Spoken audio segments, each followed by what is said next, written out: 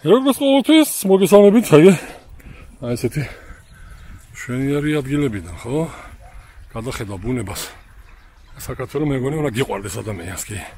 როგორც ყოველთვის, ჯერ უპირველესმოწესა საკუთარი საქმე უნდა გიყვარდეს. ეს აღმოაჩინეთ, ვასო საიდან მოდის ეს წყალი? ბაკურიანიდან, ბახმაროდან? Pulachaure martalega. Pulachaure, ibakuriani, rabahmaro. Pulachaure, marsrutka ჩამოვიდა, მარნეურიდან ავა, ამაზე რა თქმა უნდა. Ზის კოლექტორები, ეს ალტერნატიული ენერგია არის. ჩვენ პატივისცემულო საზოგადოება და ახლა ეს ატესტერ რეჟიმში არის, ხო? საკუთარ თავზე როცა გამოწვევას. ხო? და არ გაუპიროთ არასოდეს ამასობაში სპილენძის მილები, ხო, რაღაც ერთი 50-60 გადამა, ხო, შედუღება, ხო? Აი სატესტო რეჟიმი, ამას ჯერ უნდა ვადინოთ, გამოიერეცხოს ვინაიდან უკვე ფლუზი მაინც. ხო, შეგნით წასმის პროცესში, ხო, ეს ეგრეთ წოდებული რბილი შედუღებით გვაქვს, არსებული პროცესები, ყველა შედუღება არის რბილი შედუღებით, ანუ ფლუზი პლუს ეგრეთ წოდებული პრიპოი. ხო, კალა. ამიტომ ის ფლუზი უნდა გამოიერეცხოთ, ხო, პირველი ეს პროცესი მაინც ესაა. სამი მზის კოლექტორი, ჯამში 80 მილაკი, ხო, ეგრეთ წოდებული მილაკი, რომელიც ჯამში მოგცემს რაღაც 22-23 კილოვატ-საათში, წარმოიდგინეთ.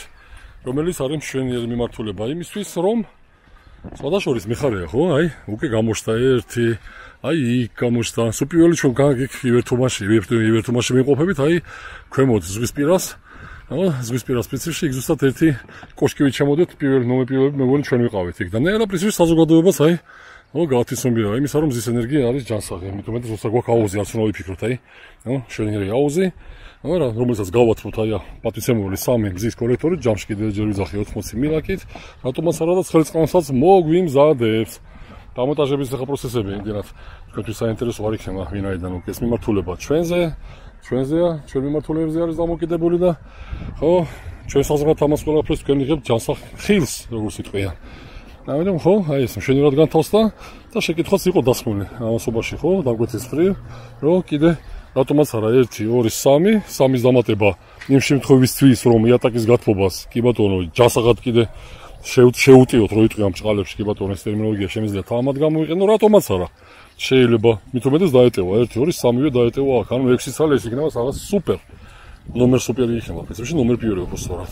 აი ესე ვადენთ ახლა, იდინო ცოტა ხანი კი არა, 1, 2, 3 საათი უნდა ვადინოთ აი ესეთ პროცესში. სანიმაღლე სისტემას პრინციპში დაიტესტება, ამას უბაში ვინაიდან წვიმას მაინც ვერ გავექცევით და შემდეგ გამონტაჟდება ეს ეგრეთ წოდებული აერატორი, რომელიც მუშაობს მაღალ ტემპერატურაზე.